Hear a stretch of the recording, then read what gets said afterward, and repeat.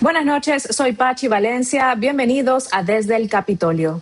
¿Está en riesgo la seguridad de altos funcionarios de la administración Trump? Pues, según recientes reportes, los operativos de Estados Unidos en Irán, en Venezuela, habrían aumentado el nivel de amenazas contra el gabinete del presidente Trump. Un artículo reciente publicado por el New York Times señala que la fiscal general Pam Bondi sería uno de los funcionarios que ha recibido amenazas vinculadas a cárteles del narcotráfico y otros grupos criminales. Y de acuerdo con ese reporte, Bondi habría sido trasladada en febrero a una base militar en el área de Washington, D.C. como medida de seguridad, luego de que las amenazas aumentaran tras la captura de Nicolás Maduro y su posterior procesamiento en Nueva York. Este informe del Times también indica que otros altos funcionarios de la administración, entre ellos el secretario de Estado Marco Rubio, el asesor de política interna Stephen Miller y el secretario de Defensa Pete Hegseth, también habrían sido reubicados. Por ahora, el Departamento de Justicia no ha comentado públicamente sobre este caso, pero sí le solicitó al Times que no se publique la ubicación exacta de esta base militar donde se encontraría la fiscal Bondi. Mientras tanto, hay analistas que advierten que detrás de estas amenazas podrían estar cárteles del narcotráfico mexicanos y venezolanos y organizaciones que en los últimos años han ampliado su presencia en distintas ciudades de Estados Unidos. ¿Estamos viendo entonces una nueva fase en esta confrontación entre Washington y los cárteles? ¿Qué tipos de amenazas estarían enfrentando estos funcionarios? Y sobre todo, ¿qué tan real es este riesgo? Para analizarlo, nos acompaña hoy Robert Almonte, experto en seguridad y narcotráfico. Robert fue U.S. Marshal del Distrito Oeste de Texas y es un especialista reconocido en el funcionamiento de los cárteles mexicanos.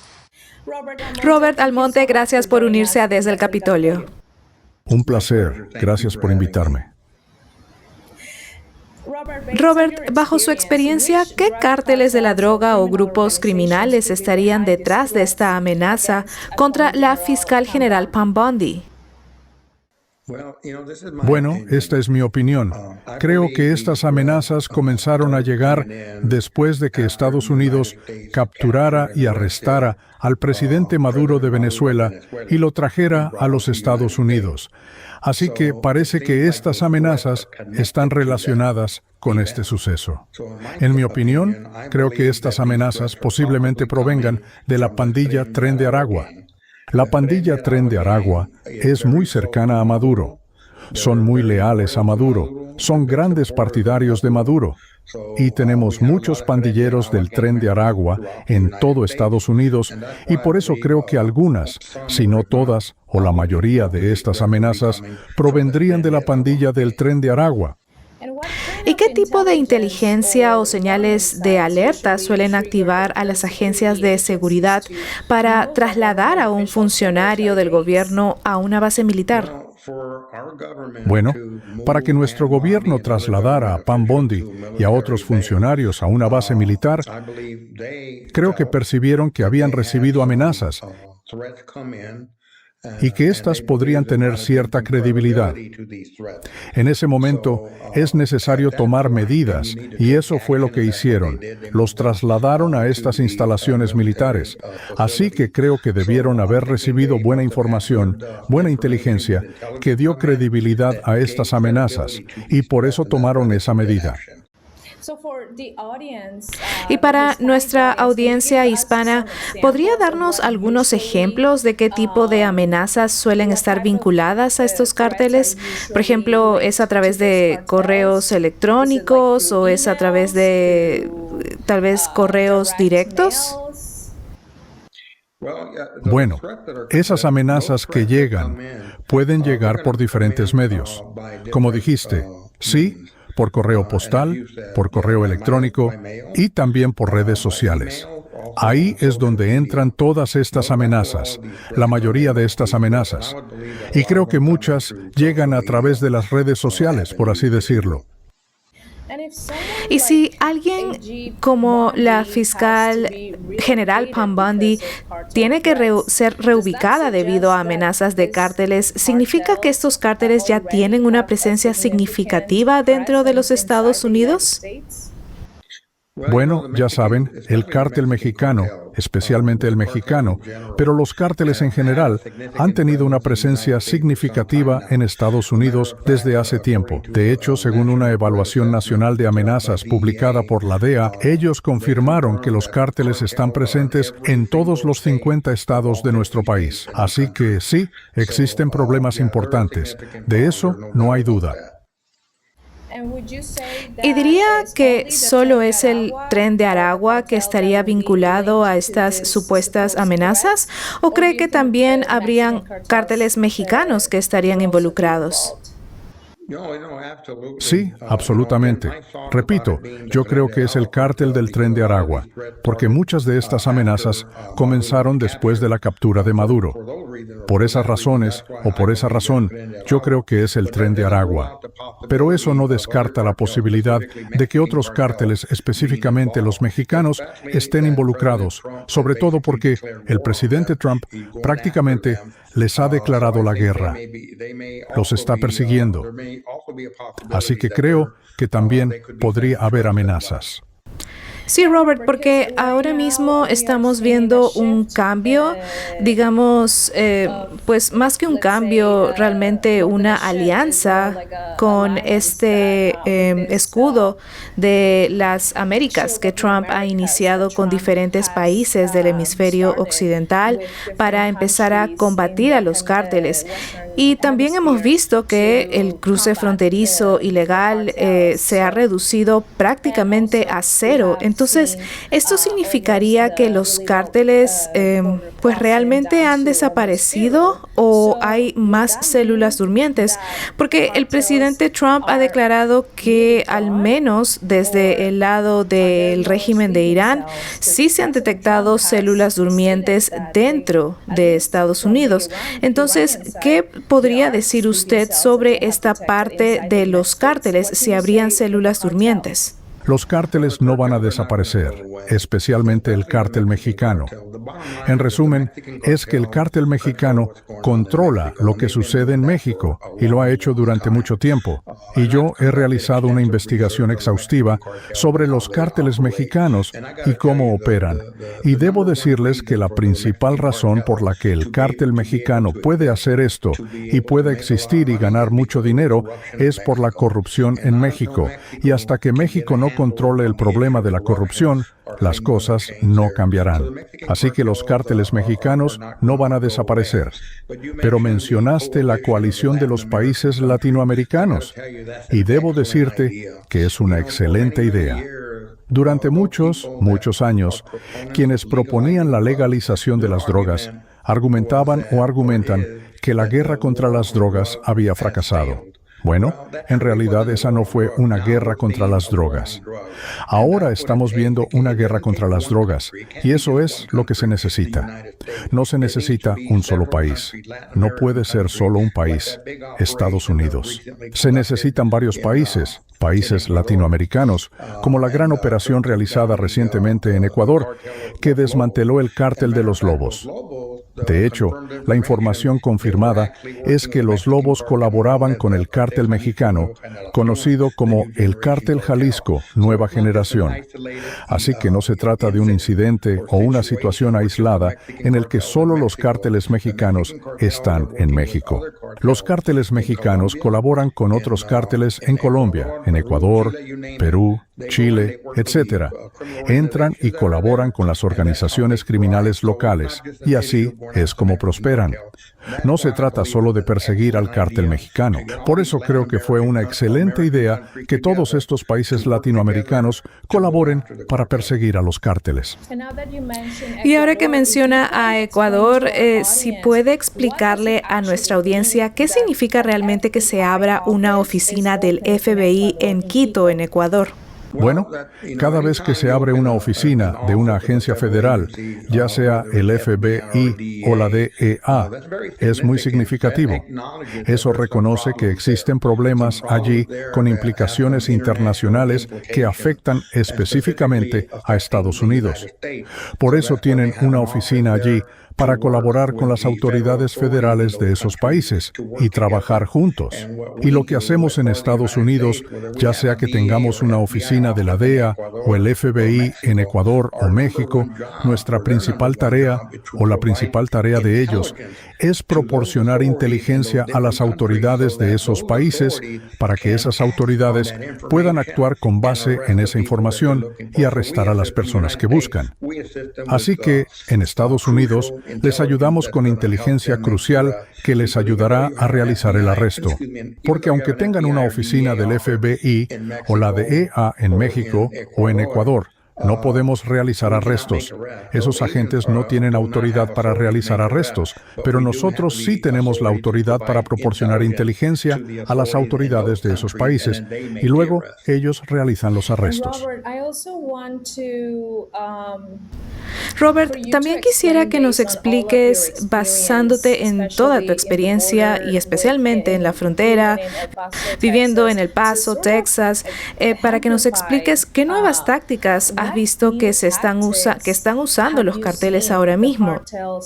No sé si los carteles ahora están en una etapa de supervivencia, ahora que Trump ha cerrado la frontera, o si es que se sienten un poco más alentados a actuar. Pero, ¿cómo podrías describir las tácticas que los cárteles están usando hoy en día? Bueno, déjenme decirles algo. Los cárteles se centran en una sola cosa, y es el dinero. Es lo más importante. Por eso existen, para ganar dinero, y lo hacen ilegalmente. Mucha gente cree erróneamente que los cárteles solo se dedican al narcotráfico. Eso está muy lejos de la realidad. Hablemos del cártel mexicano. Todos los días, cada día, sí, están involucrados en el narcotráfico y cosas por el estilo. Pero día tras día, las dos cosas en las que el cártel mexicano está involucrado a diario es la extorsión. Extorsionan a los vendedores ambulantes de tacos o fruta. Y esos vendedores tienen que pagarles dinero para seguir en el negocio. O si alguien tiene mucho ganado, esos ganaderos tienen que pagar muchos dólares por cabeza de ganado para seguir en el negocio. Y los cárteles también extorsionan a grandes empresas para obtener dinero. La segunda cosa en la que están involucrados a diario es el secuestro de personas. No me refiero a secuestrar a otros miembros de los cárteles. Ellos secuestran a empresarios legítimos, y los retienen a ellos o a sus familiares para pedir rescate. Y así es como ganan dinero a diario. Así que esto no va a desaparecer. Otra actividad en la que están involucrados los cárteles mexicanos es intervenir el oleoducto, robar combustible ilegalmente y venderlo en el mercado negro. Es una industria multimillonaria. Y luego los cárteles están involucrados en la industria del aguacate. Y lo que quiero decir con eso es que, históricamente, ellos secuestraban al dueño o a sus familiares para pedir rescate. Todavía lo hacen, pero ahora lo que están haciendo es secuestrar camiones llenos de aguacates y venderlos en el mercado negro. Así que los cárteles seguirán existiendo. Incluso si quienes quieren legalizar las drogas consiguen su objetivo y logran legalizar las drogas, les garantizo que los cárteles no desaparecerán. Robert, es muy interesante lo que acabas de compartir con nosotros. Y ahora quiero preguntarte, ¿es la comunidad hispana más vulnerable a estas extorsiones, a estos secuestros? ¿O también se lo están haciendo, digamos, a los estadounidenses? Bueno, todos son estadounidenses, por supuesto, pero ¿está más vulnerable la comunidad hispana? En México, las víctimas de extorsión y secuestro son los ciudadanos mexicanos, residentes en México. A veces, hay turistas de Estados Unidos y otros países que quedan atrapados en el fuego cruzado. Pero los cárteles mexicanos intentan evitar herir o matar a personas de otros países, porque no quieren presiones externas. Pero cuando matan a personas en México, debido a la corrupción, hay encubrimientos y el caso nunca se resuelve.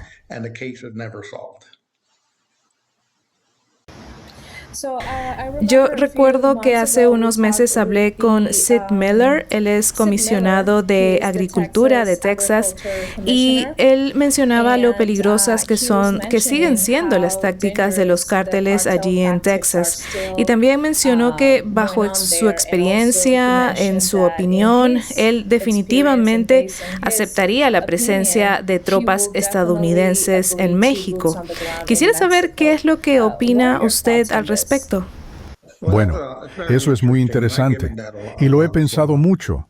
Bueno, primero que nada, la presidenta de México, Sheinbaum, no quiere tropas sobre el terreno y no es la única. Todos los presidentes anteriores a ella dijeron que no querían tropas sobre el terreno. Esto es lo que pienso. No creo que Estados Unidos, si es que perseguimos a los cárteles sobre el terreno, no creo que vayamos a enviar tropas para tener tropas sobre el terreno. No vamos a enviar tanques a la frontera para perseguir al cártel. Creo que lo que haremos es apuntar estratégicamente a estos miembros del cártel de la misma manera que atacamos a otros terroristas extranjeros, como en Oriente Medio, y tal vez eliminarlos con un dron para no tener que tener tropas sobre el terreno ni tanques en México. Y la cuestión es la siguiente. Yo sí creo que lo haremos, y el presidente Trump lo hará con o sin la ayuda de México. ¿Y cómo podría hacerlo sin la ayuda de México? Bueno, esa es una muy buena pregunta y la respuesta es muy fácil, porque los miembros de los cárteles han sido designados como organizaciones terroristas extranjeras. Eso significa que podemos quitarnos los guantes y podemos perseguirlos de la misma manera que perseguimos a las organizaciones terroristas extranjeras en el Medio Oriente o en cualquier otro lugar del país. ¿Sería algo similar a lo que sucedió con el Mencho, de que Estados Unidos compartió información de inteligencia en México y eso llevó a su captura? Sí, absolutamente, exactamente. Así es como Estados Unidos, como mencioné, opera en otros países. Les proporcionamos información de inteligencia crítica y eso llevó a las autoridades mexicanas a ir a su ubicación, confrontarlo y finalmente matarlo. Así es exactamente como se maneja. ¿Y usted prevé otro ataque similar contra los cárteles? Porque el Mencho ya no está. Entonces, ¿quién sería esta próxima figura importante de los cárteles que debería ser eliminada para continuar la guerra de Estados Unidos contra los cárteles? Bueno, sí, vamos a seguir haciéndolo. Pero ya que hablamos del Mencho y el cártel de Jalisco Nueva Generación, ahora mismo lo que está ocurriendo es un cambio de liderazgo, y creo que el líder será su hijastro, Juan Carlos Valencia.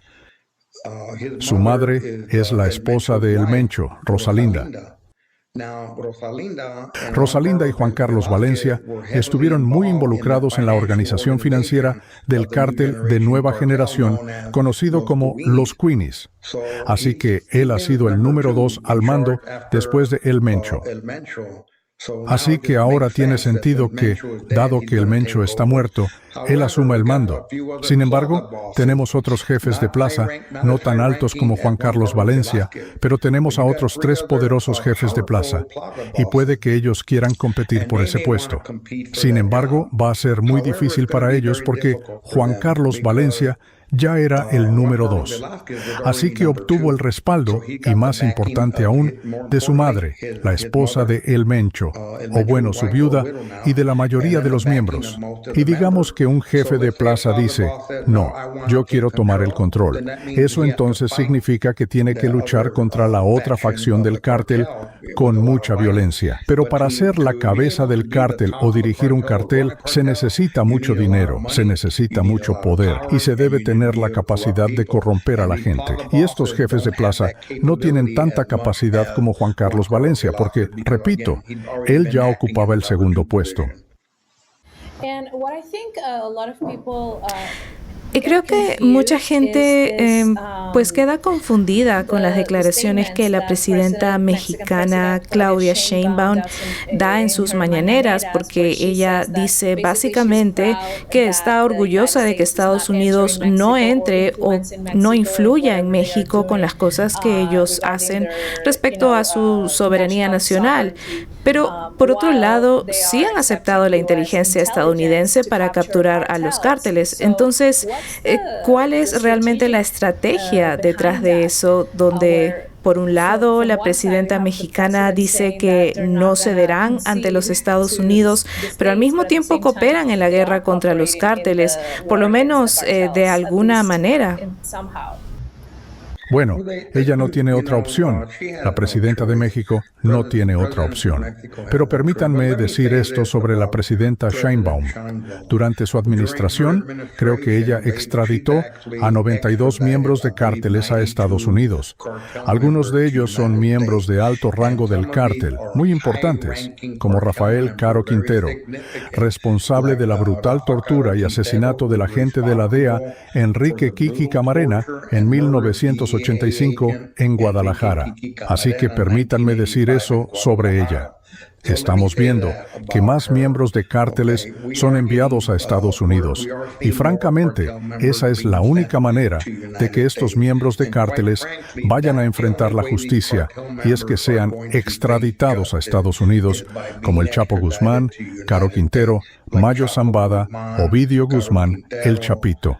Eso es exactamente lo que se necesita.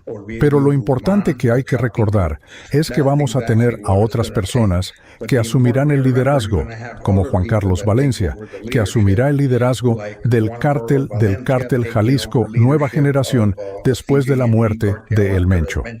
Así que dicho esto, lo que Estados Unidos tiene que hacer es continuar, y México, por supuesto, con una cooperación muy importante con México, tenemos que seguir presionando a estos cárteles para que se mantengan a la defensiva y no los dejemos recuperar el aliento.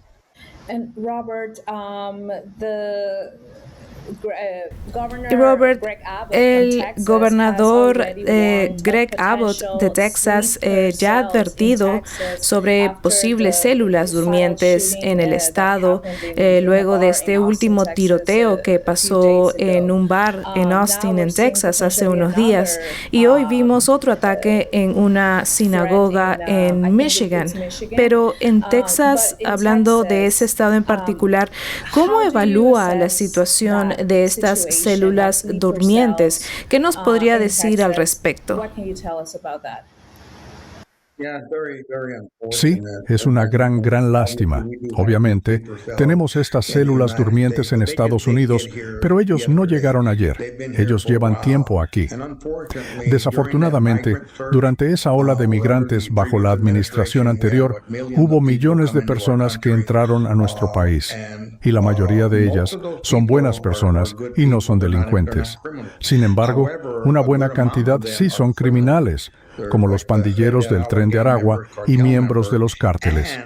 Y algunos de ellos serán las células durmientes en Estados Unidos que aprovecharon esa oleada migratoria, se mezclaron con esos migrantes y cruzaron la frontera.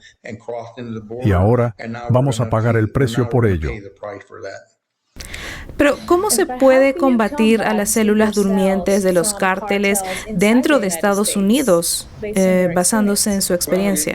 Bueno, se hace mediante un multiplicador de fuerza de diversas agencias policiales estatales, locales y federales que los persiguen y que los persiguen proactivamente. Y eso se hace mediante trabajo encubierto. También se hace mediante el uso de la tecnología.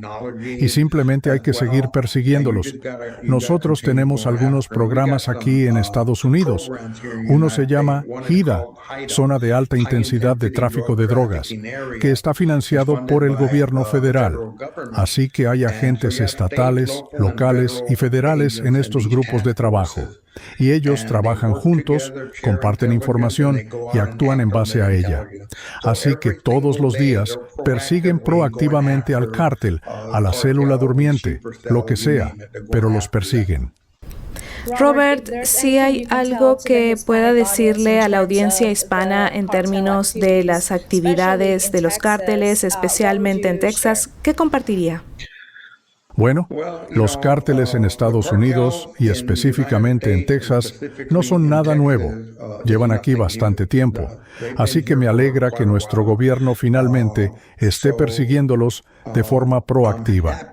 Como mencioné, cuando explotamos barcos en el océano, eso es realmente una guerra contra las drogas. Nunca antes habíamos tenido una guerra contra las drogas. Pero también quiero señalar algo más. Hemos estado hablando de la aplicación de la ley y de perseguir proactivamente al cártel. Pero desde mi punto de vista, esto necesita ser un sistema de tres patas. Tres patas. La primera pata es la aplicación de la ley. Tenemos que aplicar la ley. La segunda pata, que es muy importante, es la prevención. Necesitamos prevenir que la gente se drogue en primer lugar. Y luego, la tercera cosa, muy importante, es el tratamiento para que las personas dejen las drogas, para esas personas que quieren dejarlas. Así que creo que debemos continuar con esas tres cosas para poder avanzar. Gracias, Robert.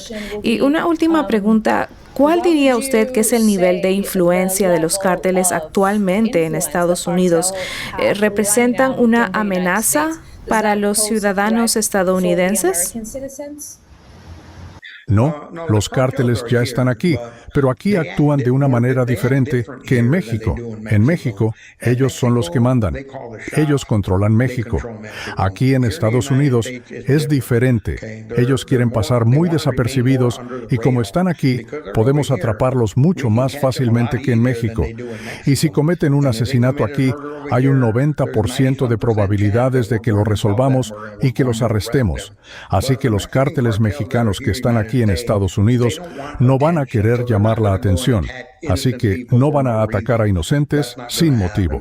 Eso no va a pasar. Así que, básicamente, la gente solo necesita estar atenta a su entorno. Si ven algo sospechoso, deben reportarlo. Y eso aplica a cualquier cosa que involucre al cártel mexicano o quizás a las organizaciones terroristas de células durmientes que están en nuestro país ahora mismo. Robert Almonte, muchas gracias por su análisis de hoy y espero que esta no sea la última vez que lo veamos aquí en Desde el Capitolio. Muchísimas gracias. Muchas gracias. Gracias por invitarme. Y a nuestra audiencia, gracias por acompañarnos en este nuevo episodio de hoy jueves. Recuerde seguir a Desde el Capitolio en todas nuestras redes sociales, darle me gusta a este video, compartirlo con su familia, con sus amigos y también dejar sus opiniones debajo. Y si aún no se ha suscrito a este canal, hágalo ahora y no olvide activar las notificaciones para estar siempre al tanto de lo que está sucediendo en Washington y cómo afecta a nuestra comunidad hispana. Yo soy Pachi Valencia y nos vemos mañana con más información en Desde el Capitolio. Buenas noches.